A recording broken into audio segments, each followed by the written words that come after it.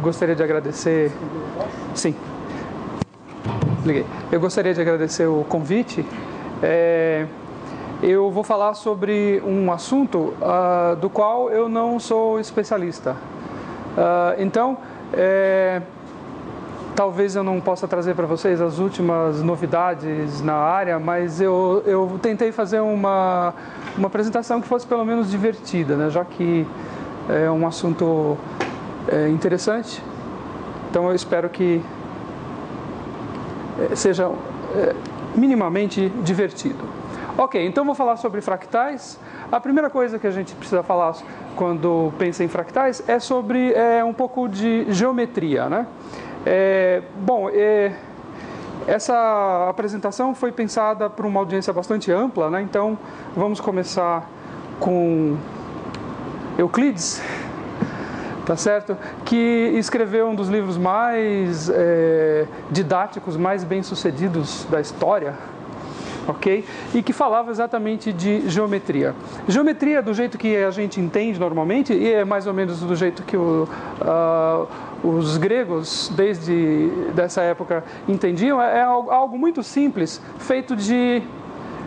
aqui tem os livros dele em duas línguas, né? Latim e antes era em grego. Feito de algo muito simples, como, por exemplo, um ponto, né? Então, temos aqui um ponto luminoso, uma reta, um plano, são os elementos básicos, são coisas muito simples. Então, a simplicidade está na base da geometria. Mas você pode combinar essas coisas, esses objetos, né, essas coisas simples, e obter coisas mais complicadas, mas ligeiramente mais complicadas. No fundo, é tudo muito simples. Por exemplo, os sólidos regulares, que os gregos gostavam tanto, né, o cubo, o tetraedro, do decaedro, o icosaedro, né, 20 faces triangulares. Outras figuras também mais complicadas, como, por exemplo, essa figura aqui, né, o cone, ou alguma coisa assim um pouquinho mais complicada, mas no fundo essas figuras são muito simples da seguinte ponto de vista. Numa pequena vizinhança de qualquer uma dessas figuras, você não tem estrutura, a estrutura acaba, ela só existe estrutura macroscopicamente. Microscopicamente não há muita estrutura. Então, resumindo, a geometria que da maneira como a gente está acostumado, aprende na escola desde cedo, é dominada por duas coisas: regularidade e simplicidade. Ok, então como seria um mundo geométrico, né? Como seria um mundo visto do ponto de vista puramente geométrico nesse sentido? Bom, ele seria mais ou menos assim, ok? Isso aqui é, obviamente, né, a visão de uma criança, e o que você observa aqui é regularidade, né? As coisas são mais ou menos bem comportadas, e simplicidade, simplesmente... Bom, mas a gente quer fazer alguma coisa um pouco mais sofisticada, então vamos ver a visão de um físico teórico, né? Aqui. Bom, a visão de um físico teórico seria mais ou menos assim, ok? As árvores, as copas são esferas perfeitas, os caules são cilindros, as nuvens são elipsoides, enfim. Bom, tem algo errado com essa figura, que é justamente a mesma coisa que estava de errado com a figura anterior, que é regularidade e simplicidade. Bom, qualquer pessoa que acha que o mundo é assim, eu convido a dar uma olhada lá fora e ver que a natureza não é simples, ela é irregular e ela apresenta uma complexidade. Quem não acredita em mim, eu trouxe essa foto aqui para provar para vocês, as nuvens não são elipsoides, por exemplo. Ok? Outra coisa, os objetos são compostos, eles têm subestrutura, né? Então, se você olhar de perto... Então, a ideia é o seguinte, o que é natural você encontrar é o seguinte esquema, que um objeto como esse, por exemplo, ele tem subestruturas. Por exemplo, folhagem e ramos, né? E essas folhagens se dividem em subestruturas ainda, folhas, e cada ramo se divide aqui em 3 ramos principais. E você pode continuar esse jogo, né? Dividindo em coisas mais elementares, e você vai olhando mais de perto e você encontra mais e mais subestruturas. Isso aqui dá conta do que eu chamaria de... os objetos naturais são mais complexos, né, do que aquilo que eu tinha mostrado na transparência anterior. E outra coisa também é que regularidade é sempre algo artificial. Por exemplo, isso aqui é uma fotografia aérea de uma ilha, só que essa ilha parece regular demais, né? É verdade. Na verdade, essa ilha é assim.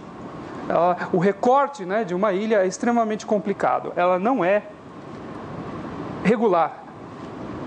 Ok? Então, toda vez que você vê regularidade na natureza, é algo provavelmente artificial. Por exemplo, essa ilha aqui, isso é uma ilha de verdade, tá ok?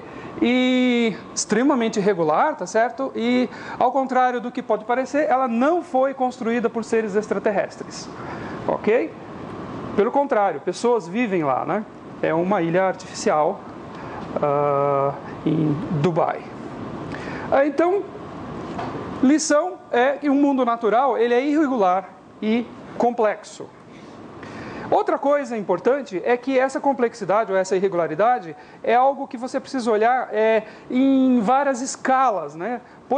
Por exemplo, vamos dar uma olhada aqui nessas ilhas e vamos ampliar esse pedaço aqui. Então você vê bastante irregularidade, né? Tá tudo bem, parece uma coisa normal. Vamos ampliar mais um pouquinho esse pedaço. Tudo bem, parece ok.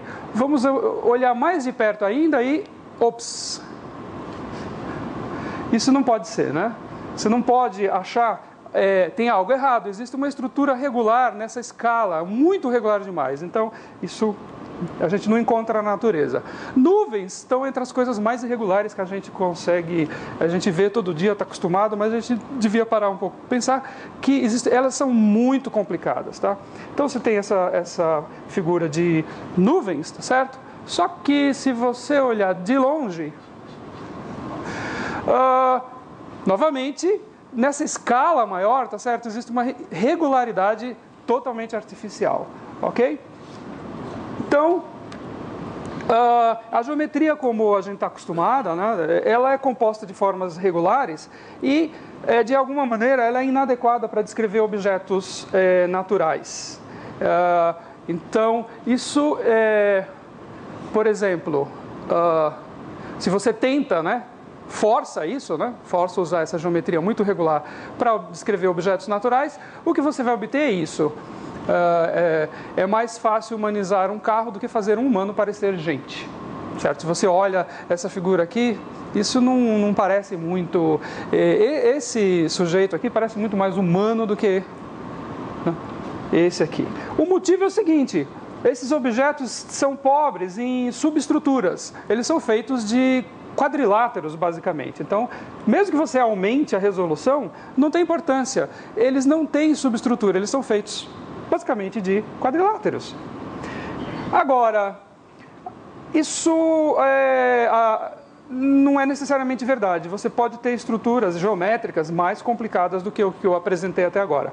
E são exatamente o tópico do nossa apresentação de hoje, que são os fractais.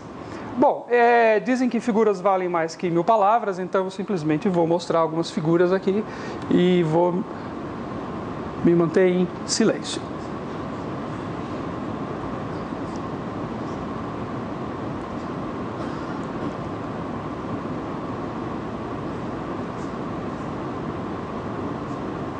Ok, essa é a última, então já posso falar. Essa é uma estrutura tridimensional e você vê que essa figura é feita de figuras parecidas, que são feitas de figuras parecidas, que por sua vez são feitas de figuras parecidas, etc, etc. Ok? Aqui tem uma outra e finalmente mais uma, e essa é a última. Então, o que a gente quer dizer com fractal são essas figuras complicadas, tá?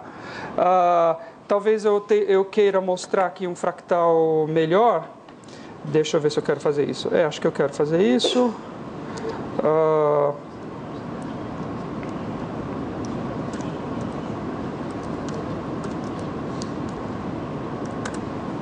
Ok. Por exemplo, essa figura aqui, quando você amplia, tá certo? Você vai ampliando e você vê que essas estruturas elas vão ficando, são complicadas, tá certo? Tem essas ilhas aqui que, se você explorar, são feitas de ilhas um pouco menores e assim por diante. E a essa altura aqui, deixa eu ver qual a nossa... nós estamos ampliando 2.135 vezes. Se você continuar ampliando, você vai ver sempre mais e mais e mais e mais estruturas. Aqui nós já ampliamos 10 a 5 vezes, né? Bom, tá bom, já deu para ter uma ideia. Deixa eu sair daqui.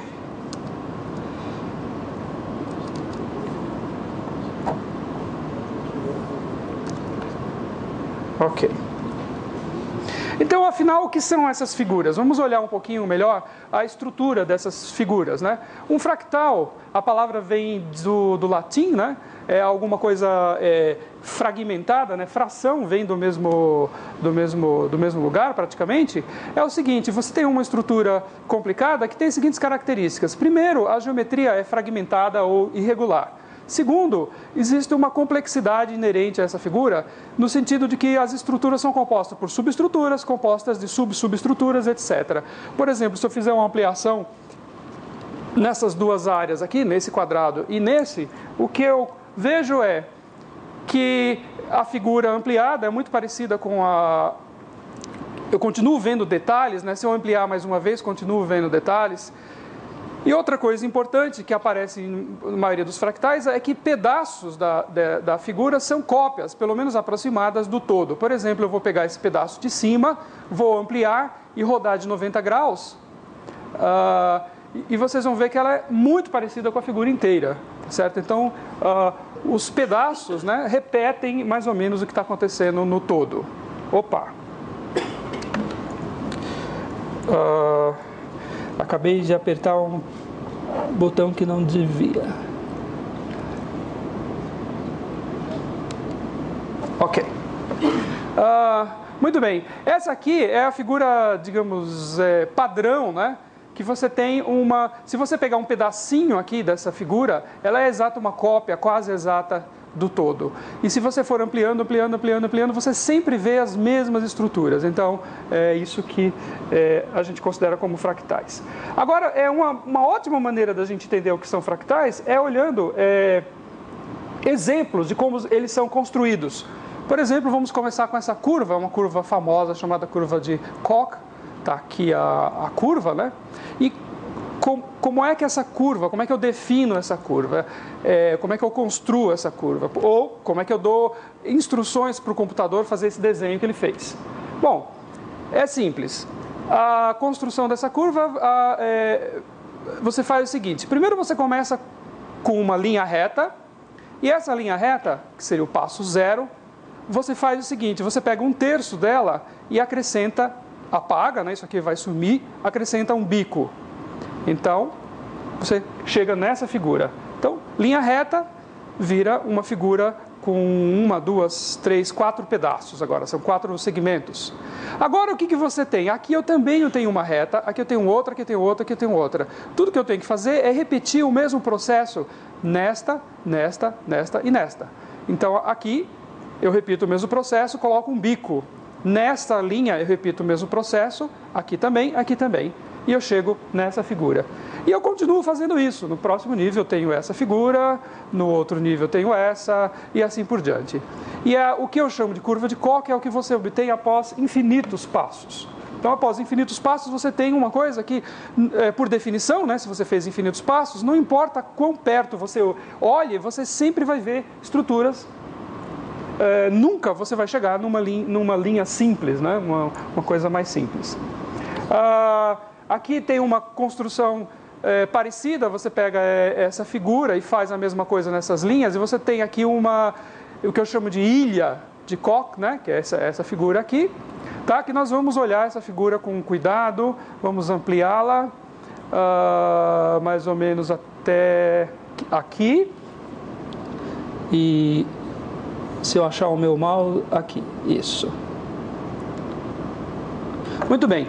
O que vocês estão vendo aqui são ampliações sucessivas. Eu simplesmente estou ampliando, ampliando, ampliando, ampliando. E não importa o que eu faça, eu vou ver sempre a mesma estrutura, tá certo? Eu posso passar milhões de anos, infinitas ampliações, e tudo que eu vou ver é isso. É um filme muito chato.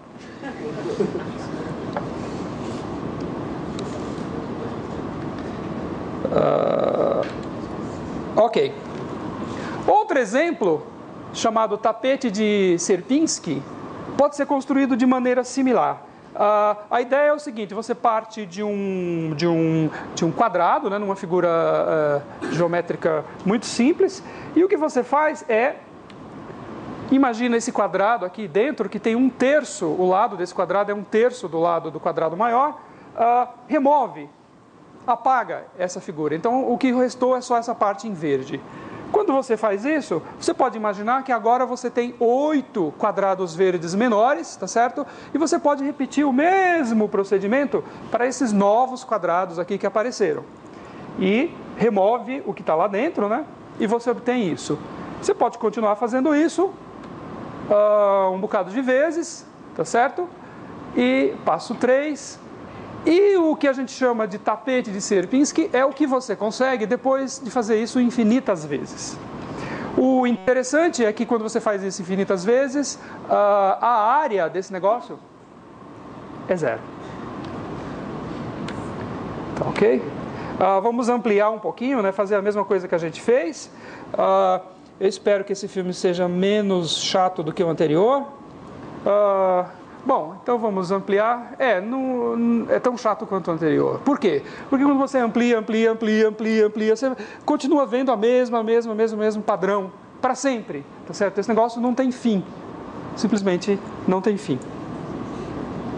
Esse é o tapete de Sierpinski, ok? Muito bem. Existem fractais tridimensionais também. Isso aqui é uma versão tridimensional do tapete de Sierpinski, chamado esponja de Menger. E ele é tridimensional. Isso aqui está tudo vazado dos lados. As faces são tapetes. Agora, ele está totalmente vazado, né? Então vamos dar uma olhadinha melhor nisso aqui. Toda vez que você tem um objeto tridimensional, principalmente fractal, para você apreciar... Ops! Realmente esse...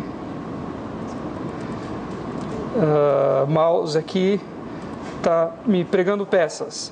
Para você apreciar, é preciso você olhar tridimensionalmente isso. Então, nada melhor do que...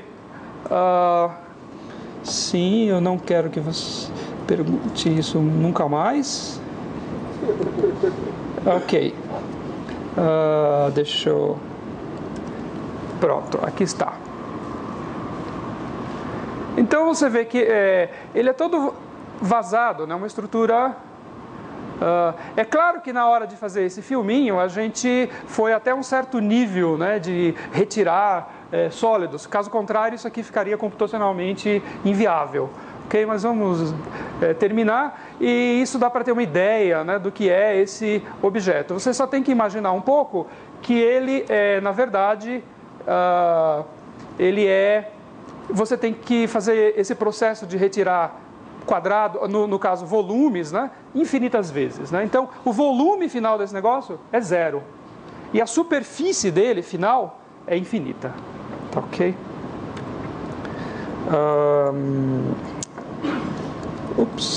Isso. Muito bem.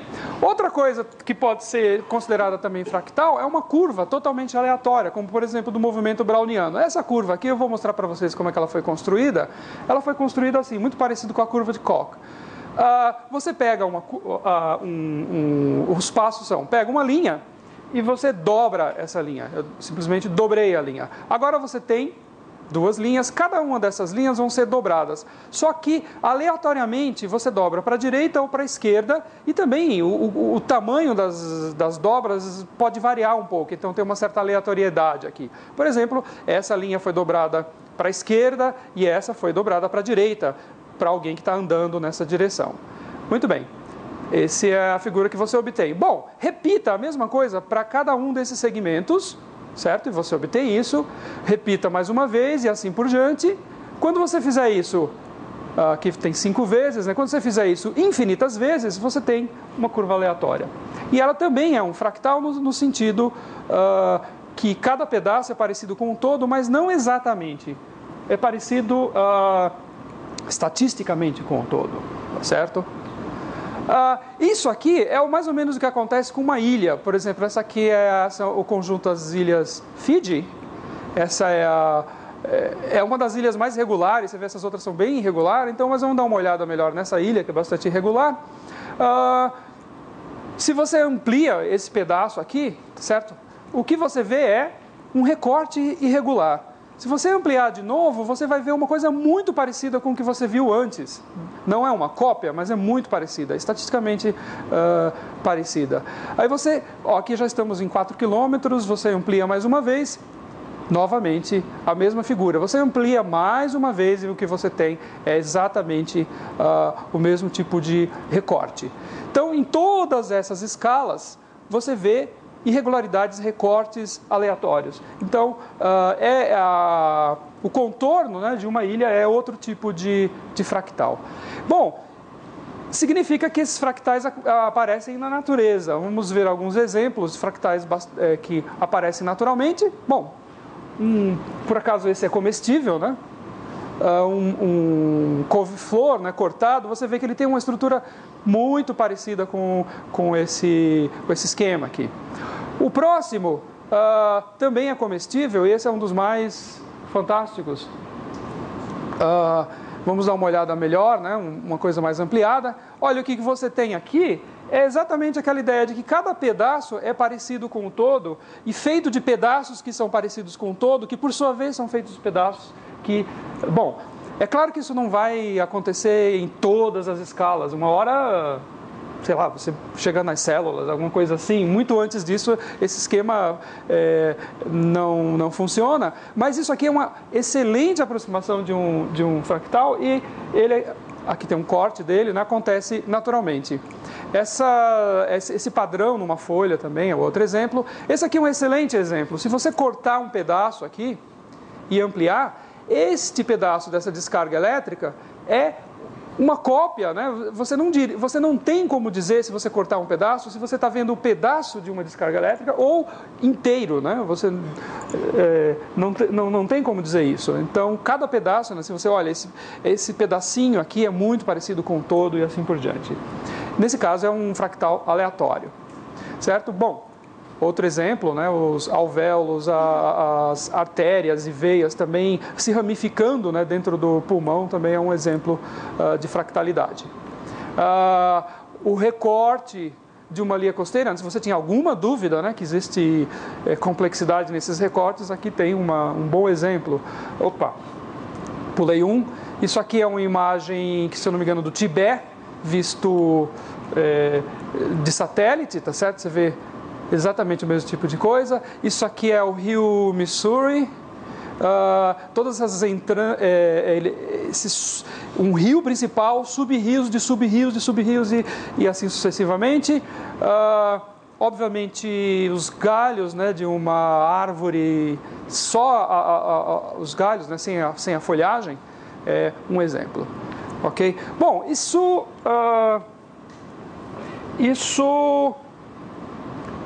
mostra que essas coisas aparecem na natureza, tá certo? Então, é natural que alguém, por exemplo... Bom, só mais um exemplo. Essas plantas aquáticas não parecem muito interessantes, mas quando você vê... Porque é difícil, né, de visualizar, mas quando você vê um desenho de como é que é a estrutura, você vê que ela é bastante interessante. Bom, então, como essas coisas aparecem na natureza...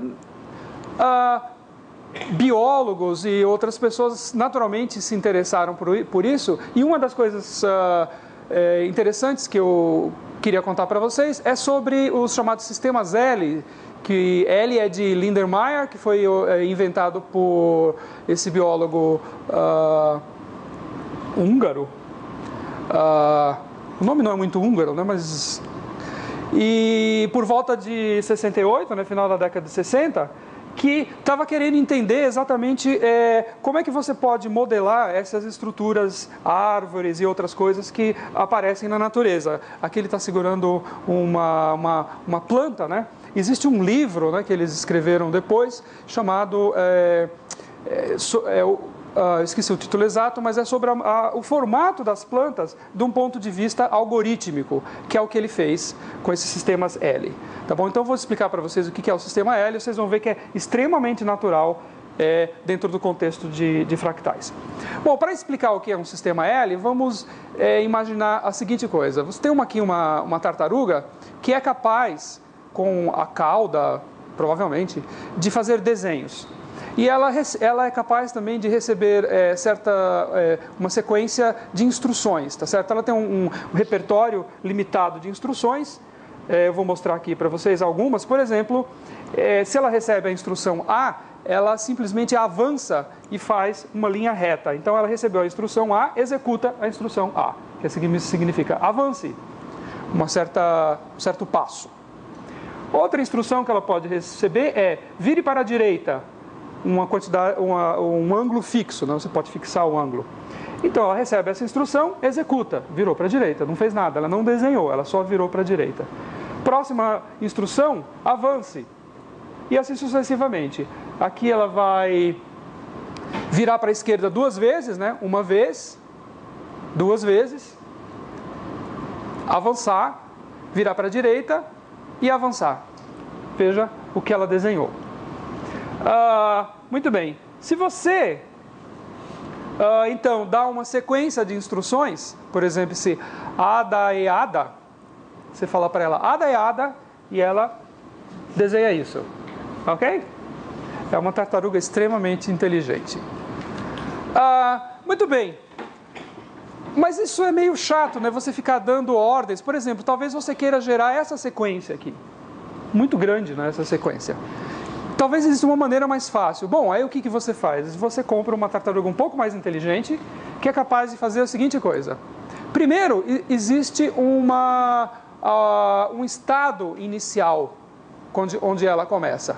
E tudo que ela faz é substituições. Ok? Eu vou explicar o que são essas substituições. E depois ela repete essas substituições um certo número de vezes.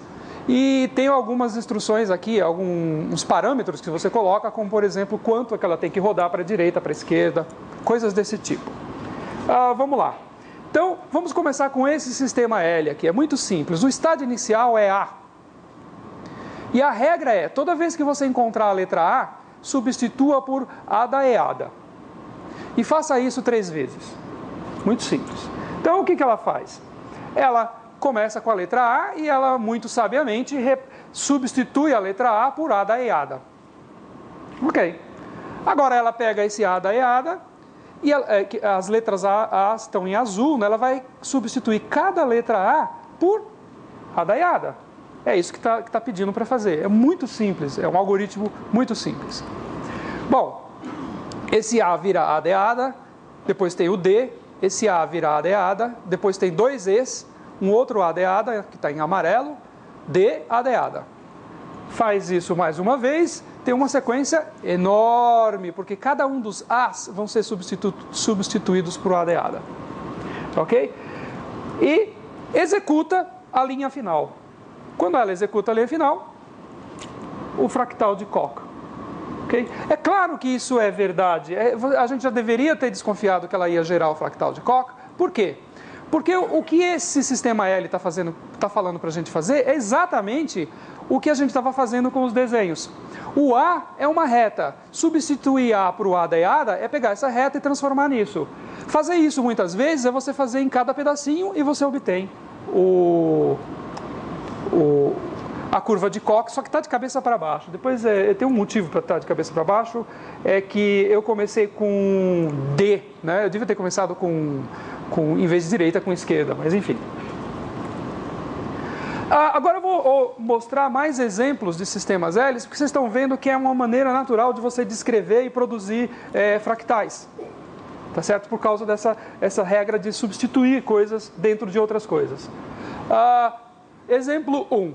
Esse exemplo 1 é muito mais interessante. O estado inicial é G. G, pense em G como sendo ponto de germinação. Vocês vão ver por quê. E aí, o que esse sistema está pedindo para fazer é, toda vez que você encontrar um ponto de germinação, substitua por essa coisa que contém outros pontos de germinação. Faça isso N vezes e o ângulo, veja que tem direita, né, esquerda, o ângulo é 25 graus. Eu podia ter fixado qualquer outro ângulo. Eu não vou dar a sintaxe, né, aqui para vocês, os detalhes de sintaxe do sistema L, desse sistema L, tem aqui uns parênteses, mas o que ele faz é o seguinte: cada ponto de germinação substitua por essa figura, ou seja, 3 linhas com 3 pontos de germinação cada um. Então, o que vai acontecer? Esse ponto vai ser substituído por isso. Primeiro passo. Aqui está. Agora, cada ponto de germinação, por sua vez, vai ser substituído por essa figura, essa mesma figura, certo? Então, o que você obtém? Aqui vai ter uma ramificação, aqui outra, você obtém isso. Agora você repete de novo. Aqui você fez 2 vezes. Cada ponto de germinação, você substitui de novo. É isso que o sistema L está pedindo para fazer. E você obtém isso. Depois que você faz isso 5 vezes, você obtém isso aqui. Depois que você faz isso, eu não me lembro, umas 8 vezes, você obtém isso aqui. Bom, o que isso parece? Um elefante? Não. Não. Parece uma planta. Tá certo? E é natural que pareça uma planta, porque você, mais ou menos o que você fez foi simular, tá certo? O processo de crescimento, né, de uma planta usando exatamente esse sistema L. O sistema L também você pode pensar, por exemplo, como replicações de qualquer ser vivo, sei lá, enfim, crescimento celular ou qualquer outro tipo de coisa que faz com que você substitua objetos por outros objetos que, por sua vez, vão gerar vão produzir a próxima geração e assim sucessivamente. Eu vou mostrar outros exemplos de sistema L rapidamente. Por exemplo, você obtém, mudando os parâmetros, né, algo parecido com grama ou algo parecido com, sei lá, alguma planta marinha. Isso aqui eu resolvi. Isso aqui é uma variação da curva de Koch. Eu mudei os parâmetros e obtive isso. Mudei ligeiramente os parâmetros e obtive isso. O último exemplo nesse caso é chamado curva do dragão. E o motivo pelo qual eu estou mostrando para vocês é que ela tem uma pequena surpresa nesse processo. Os processos anteriores não tem muita surpresa. Você basicamente constrói o que você quer obter, tá certo? Você simplesmente está modelando alguma coisa que você já conhece. Aqui não. Aqui nós vamos obter uma surpresa no final. Bom, eu não vou escrever o sistema L, eu vou simplesmente falar para vocês geometricamente como é que isso funciona. A ideia é o seguinte: vamos começar daqui. 2 linhas, esse ângulo é 90 graus, ok? Você vai fazer o seguinte: você vai dobrar essa linha em 90 graus e você vai dobrar essa linha em 90 graus da seguinte maneira: aqui era a linha original, você dobra, e aqui a linha original você dobra de novo. O ângulo é 90 graus. Outra coisa também é que na primeira você dobra para a direita e a outra você dobra para a esquerda. Você alternadamente dobra direita e esquerda, direita e esquerda, direita e esquerda, sempre. Não há aleatoriedade aqui. Ok, quando você faz isso mais uma vez, você obtém isso, mais uma vez você obtém isso, mais uma vez você obtém isso. Não dá para saber muito o que vai acontecer. Parece que a coisa está... Vocês conseguem prever o que vai acontecer? É meio difícil. Bom, depois de muitas vezes você obtém algo como isso. É uma curva, isso aqui é uma curva.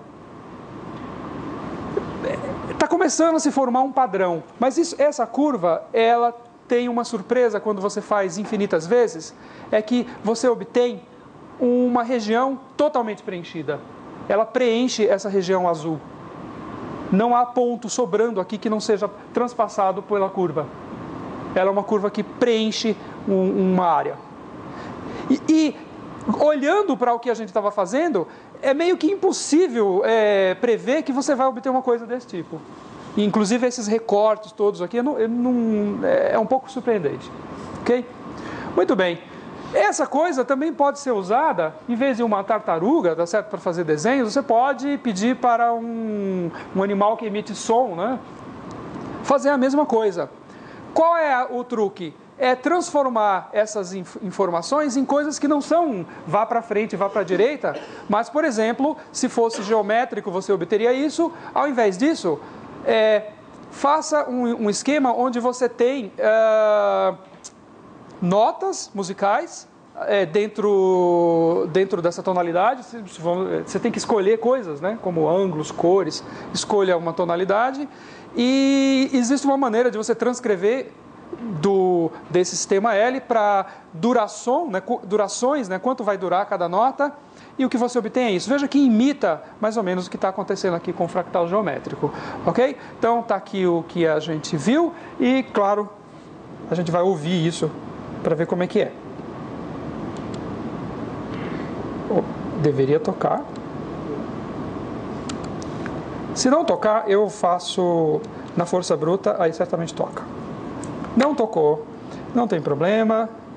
Ué, sim, tocou, mas o som por alguma maneira talvez seja... Ah, perdão, esqueci de ligar. Então vamos fazer o seguinte, deve ter acabado já. Realmente acabou.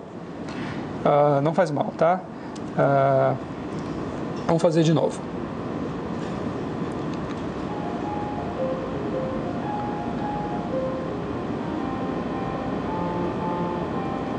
Tá um pouco baixo, né?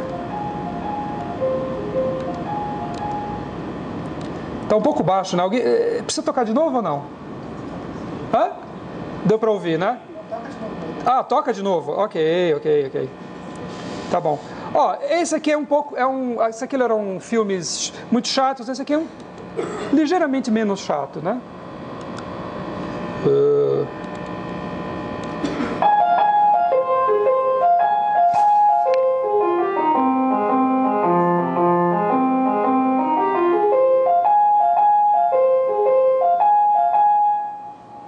Ok.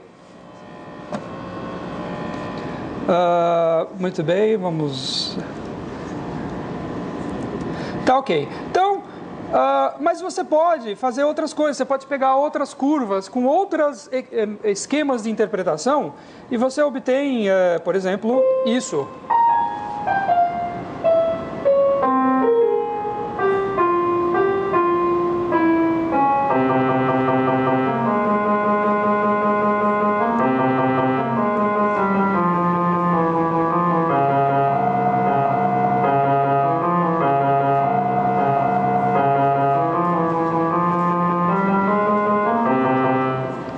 Ok. Essa é a última, tá? Não vou deixar vocês dormindo, né? Que vocês vão ver que essa é a curva, essa curva aqui, essa curva, que é um pouco mais caótica, né? Extremamente mais caótica. E a marimba não é piano.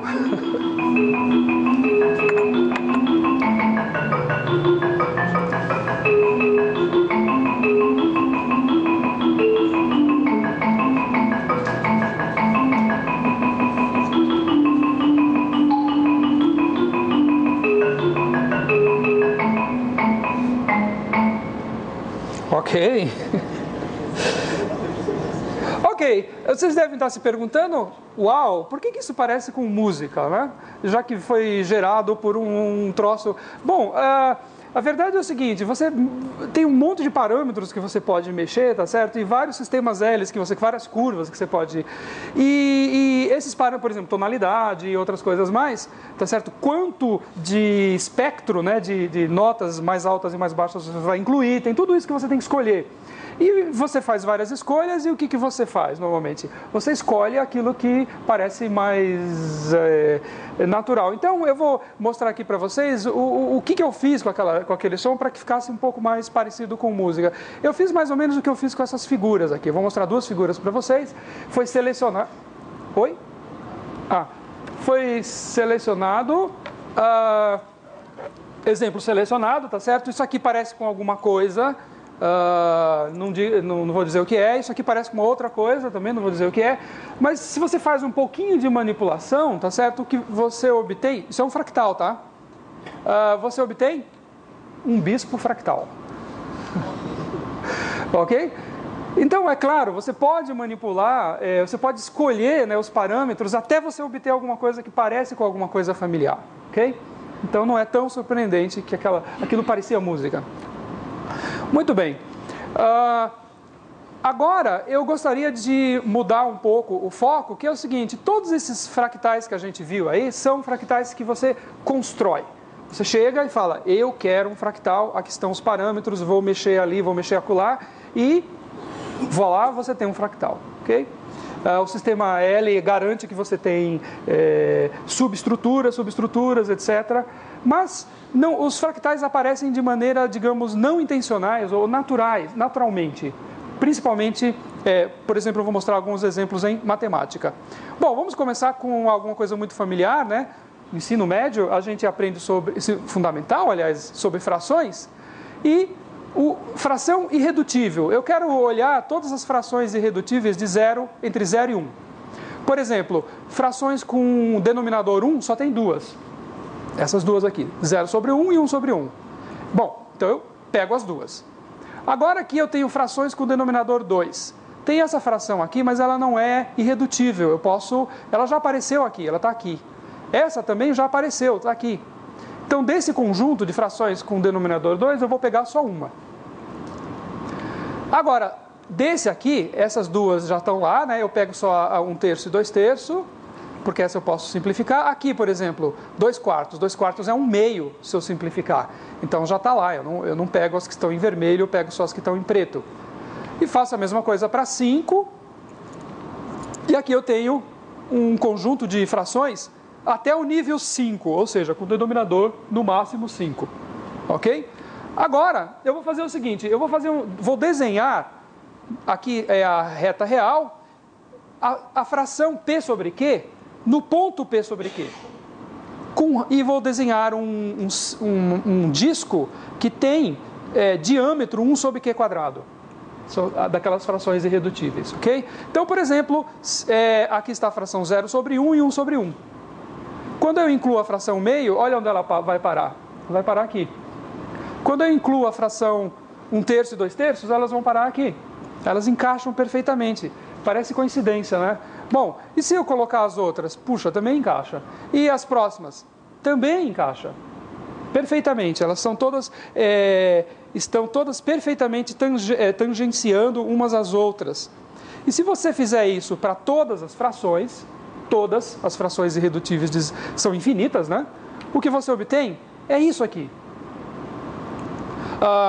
Isso aqui é um fractal. Vamos ampliar alguns pedaços, por exemplo, entre a fração meio e a fração 1 sobre 1. É isso que você enxerga. Nesse pedaço, se você ampliar, é isso que você enxerga. Muito parecido com o que você tinha antes. Se você ampliar esse pedaço, é isso que você enxerga. Aqui estão as outras frações. Certo? Esse é um fractal que surgiu dentro da teoria de números, certo? E nós não construímos, nós verificamos que essas frações, quando desenhadas dessa maneira, formam um fractal. Então, tem um fractal dentro das frações irredutíveis. Isso aqui é chamado de empacotamento de Farey, e isso aqui foi observado no século XIX já. Tá? Não é uma coisa... Bom, vamos um pouquinho mais, né? No ensino médio a gente aprende sobre equações algébricas, é o meu próximo exemplo. Números complexos, parte imaginária, parte real. Então, por exemplo, se você tem um número z, você coloca a parte real a mais ib, no plano complexo as coordenadas a e b, como vocês estão acostumados, certo? Então, vamos fazer o seguinte, vamos começar com a seguinte coisa, pegar equações de grau 1 com coeficiente mais 1 ou menos 1. Só tem essas duas equações. Aqui tem mais 1, aqui tem menos 1. Resolva as equações e ache as raízes. Tem duas raízes. Okay? Vamos desenhar essas duas raízes. Aqui estão elas. Menos 1 e mais 1 no plano complexo. Agora vamos pegar todas as equações de grau 2, também com coeficiente mais 1 e menos 1. Quantas equações eu tenho? 1, 2, 3, 4 equações, tá certo? Eu vario esses coeficientes de todas as maneiras, resolvo cada uma delas, são 4 vezes 2, 8 raízes, aqui estão as raízes, certo? Faço a mesma coisa com grau 3. Grau 3 é um pouco mais complicado, mas eu obtenho 24 raízes, e aqui estão elas. Muito bem. Faço isso com grau 4, todos os polinômios com coeficiente mais 1 e menos 1 de grau 4, e tem um bocado de raízes, né? São 2 elevado a 4 vezes 4, 2 elevado a 5 raízes, certo? Um bocado de raízes, aqui está a distribuição dessas raízes. Faço a mesma coisa com grau 5 e obtenho essa distribuição de raízes, e eu vou subindo isso aqui, tá? 6, aqui está o que acontece com 6, é um bocado de raízes. 7, aqui eu tive que diminuir o tamanho dos pontos, porque eles começaram a ficar um muito perto do outro. Grau 8, grau 9, grau 10. Começou a se formar alguma coisa, né? Isso aqui parece... está se formando alguma figura que a gente não sabe muito bem o que é. Ok? Bom, grau 10. Teve alguém, que eu vou dar onde vocês podem achar a informação, que fez isso para grau até 24. Se você faz isso, você obtém 400 milhões de raízes. Ok? Não dá para desenhar 400 milhões de raízes. O que você tem aqui, na verdade, é uma densidade. As cores indicam densidade. Então, por exemplo, nas áreas mais claras existe uma densidade muito grande de raízes, e nas áreas mais escuras a densidade é menor, e aqui fora não tem raiz nenhuma. Aqui dentro não tem raiz nenhuma, aqui tem um vácuo, né, um buraco, tem outros buracos espalhados por aqui. E vocês vão ver o que acontece quando a gente amplia, por exemplo, esse pedaço. O que a gente encontra? Essa estrutura. Ok? Que é muito parecida com... é meio tipo curva do dragão, né? Se você amplia esse pedacinho aqui, o que você obtém? Essa estrutura. Se você amplia esse outro pedaço aqui perto, né, você obtém essa estrutura. Veja quanto detalhe tem nessas bordas, né? E esse pedaço dá essa estrutura. Ok? Essa estrutura complicada a gente não construiu, ela apareceu naturalmente. Ok? O próximo conjunto de exemplos... aqui está o lugar onde vocês podem achar as informações. O John Baez não foi a pessoa que fez isso, tá certo? Mas está no blog dele, foi lá que eu achei isso. Isso foi feito no ano passado, ok? Quando você vai para infinito, isso aqui é algum conjunto. Que conjunto é esse? É fractal? Qual é a fractalidade? Quais são as propriedades? Ninguém sabe.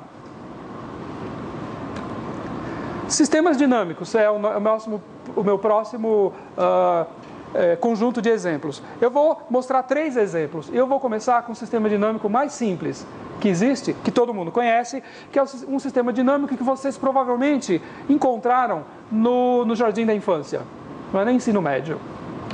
É um sistema dinâmico discreto estocástico. Ok? Todo mundo conhece esse sistema dinâmico. Ele é trilha. Todo mundo lembra desse jogo, né? O jogo de trilha.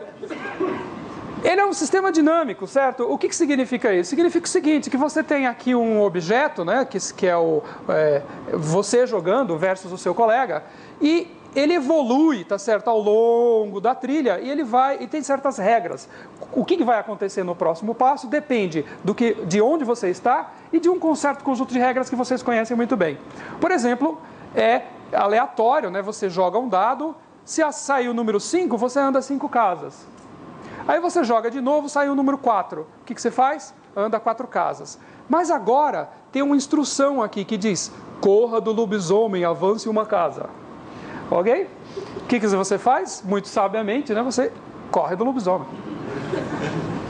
Esse sistema dinâmico é estocástico porque você tem uma variável aleatória aqui, tá certo?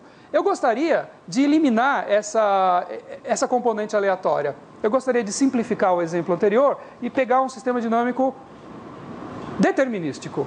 Agora as peças já nascem com os números, né, em cima de cada uma delas. Então, por exemplo, você pode ver o que acontece com a trajetória do número 1. Ele anda de uma em uma casa somente. Então ele começa no 1, ele vai andando de um por um, e sem dificuldade nenhuma, ele chega na casa número 20, na casa 19 e finalmente na 20. Só que na 20 tem uma instrução dizendo para ele, cuidado para não se enganar com o Curupira, volte 4 casas. E você volta 4 casas, aí ele vai uma casa de cada vez, acaba de novo na 20 e ele fica num loop, né, sem saída. E quem tiver essa peça nunca vence o jogo. ok? Se você tem a peça com 2, algo semelhante vai acontecer e você vai ficar só indo e voltando e você nunca chega no final. O 3 é um pouco mais complicado, ele chega até o 9 sem dificuldade, no 9 ele anda uma casa e ele vai de 3 em 3, então em vez de chegar no 30, ele acaba chegando no 31, que diz para ele voltar 3 casas. Ops, mais uma armadilha, ele fica parado aqui para sempre e ele nunca vai vencer o jogo, ok? Então vamos ver o que acontece com os outros jogadores. O 4 tem uma trajetória que vai só até aqui. O 5 não, o 5 tem uma trajetória que não é limitada, um pouco complicada, e o 6 também tem uma trajetória que não é limitada. Então, num sistema dinâmico, o interessante é você classificar as trajetórias. Você quer saber se as trajetórias estão confinadas ou se elas vão escapar para o infinito. Tá certo? Nesse caso, você quer saber se você vai chegar no ponto final ou não, se você vai ganhar o jogo ou não.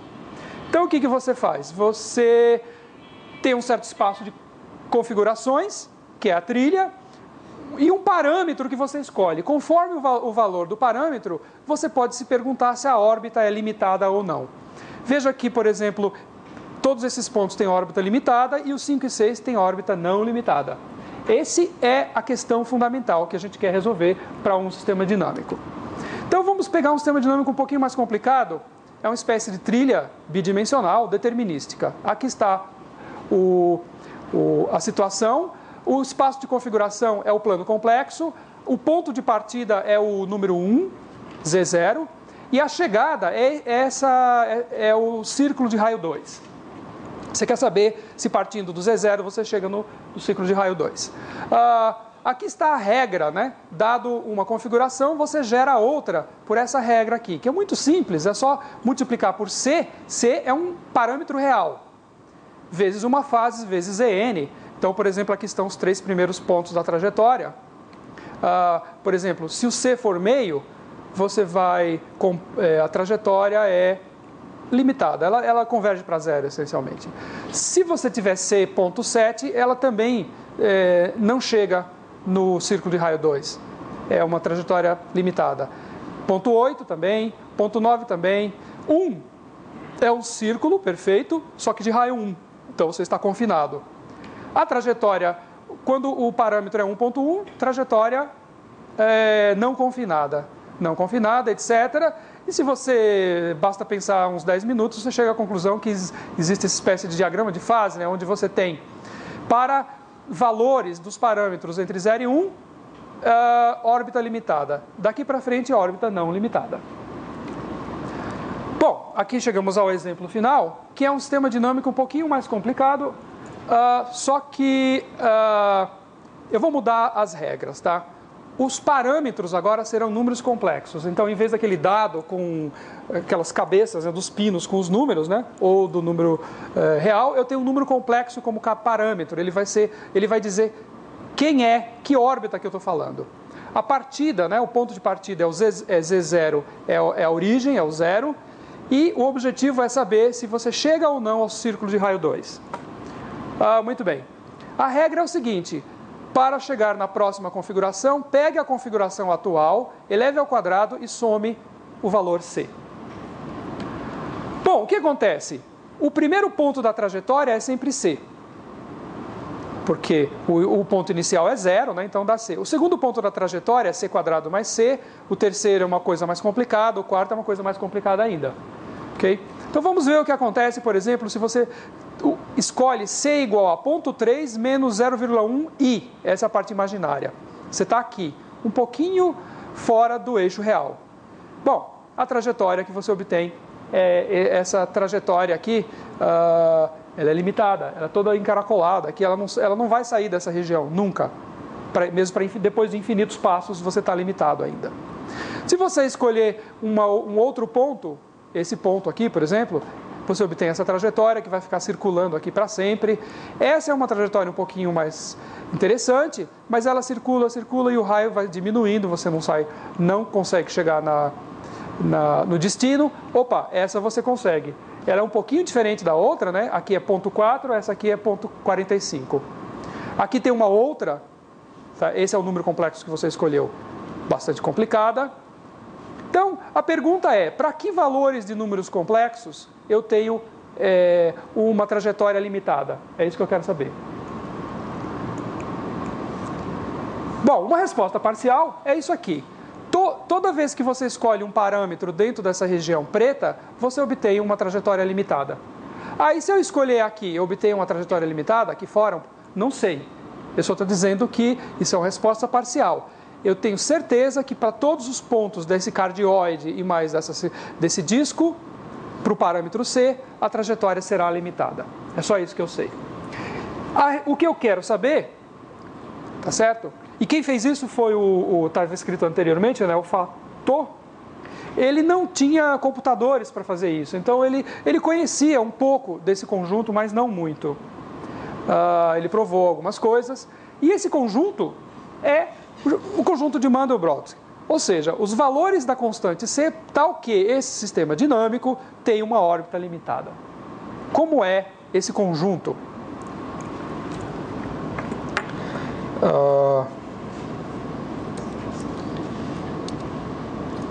Agora nós vamos dar uma olhada nesse conjunto.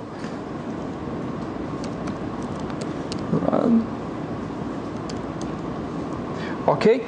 Então, ele tem essa cara. Tudo que está em preto significa que a órbita será limitada. Aqui, a órbita que escapa para infinito. E as cores dão uma indicação de quão rápido ela escapa para infinito. Ok? Se você chegar na circunferência de raio 2, que não está aparecendo aqui, ela começa aqui, ó, ela é essa circunferência aqui. Ó. Preto, você nunca chega na circunferência de raio 2. Fora da região em preto, você chega, e dependendo de quão rápido você chega, eu tenho uma cor diferente. Então vamos dar uma olhadinha nos provavelmente 5 minutos que nos restam, nesse conjunto. Eu tenho que mudar uma coisinha aqui primeiro. Senão vai ficar muito bem. Eu vou mostrar também quantas vezes eu estou ampliando. Isso aqui é quantas vezes eu estou ampliando em número, né? E em potência de 10 também está aparecendo aqui, tá ok? Então, vamos, por exemplo, examinar essa coisa aqui, ó, essa linha daqui. Então, vamos dar um zoom. Olha o que aconteceu. Eu tenho uma repetição do mesmo objeto, só que ele está ligeiramente diferente. Ele não é exatamente igual. Os tentáculos que saem do sujeito grande são diferentes. Olha aqui, ó. Aqui não. Aqui eles são um pouco mais retos, né? E essa linha está repleta deles. Por exemplo, se eu ampliar aqui um pouquinho mais, não um pouquinho, 10.000 vezes, o que eu obtenho é uma coisa desse tipo. Vamos ampliar isso aqui um pouco mais. Aqui estou ampliando 10 a 7, 10 a 8 vezes.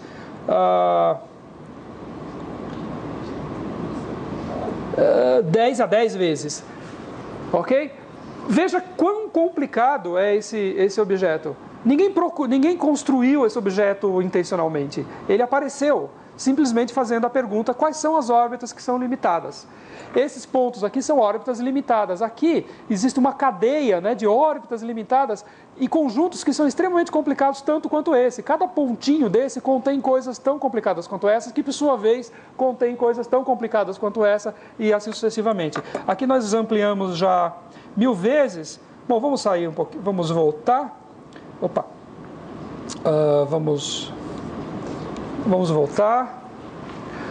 Enquanto a gente está voltando, dá uma olhada. Aquele ponto lá, ele é um ponto insignificante dentro de um ponto insignificante, dentro de um outro ponto insignificante, na pontinha de nada desse objeto.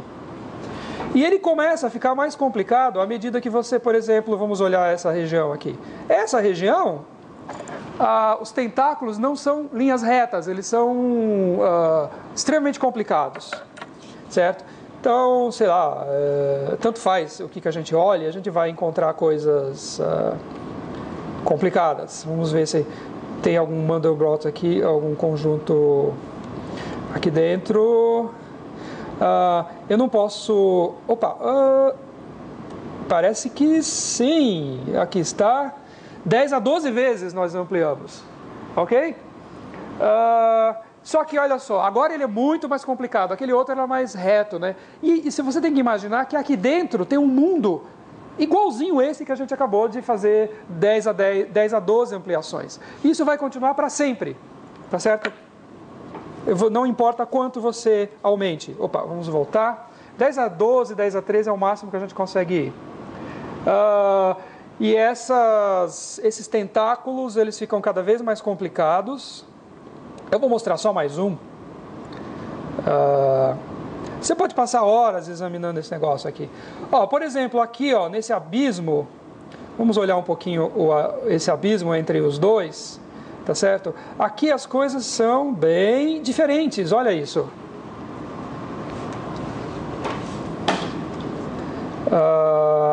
E se você for um pouquinho mais fundo nessa região, deixa eu... Por exemplo, eu não sei, aqui, bem fundo mesmo nesse abismo, o que você vai ver são coisas muito mais... Bom, tem que dar um tempo para ele calcular, tá? Mas tá, já dá para ver, né? Você vai ter coisas muito mais complicadas e construída de coisas muito mais complicadas. Tudo isso porque alguém fez a pergunta, que foi o fator no começo do século: quais são as órbitas que são limitadas e quais que não são? A resposta foi absolutamente não trivial. Infelizmente ele não tinha computador para fazer isso. Quem fez isso assim e ficou famoso, né, e tem o mérito de ter ido adiante e feito essas coisas na década de 70 foi o Mandelbrot, ok? Então existe até uma controvérsia, afinal, quem descobriu esse conjunto? Mandelbrot? Foi os seus predecessores ou foi a pessoa que inventou esse sistema dinâmico e fez a pergunta? Ok? Bom, então, não sei porque isso aconteceu. Bom, então eu vou só voltar para o nosso desenho final e é isso aí. Eu vou encerrar por aqui. Eu espero que vocês tenham aprendido que fractais têm aspectos bastante interessantes, muito além do seu apelo estético. Obrigado.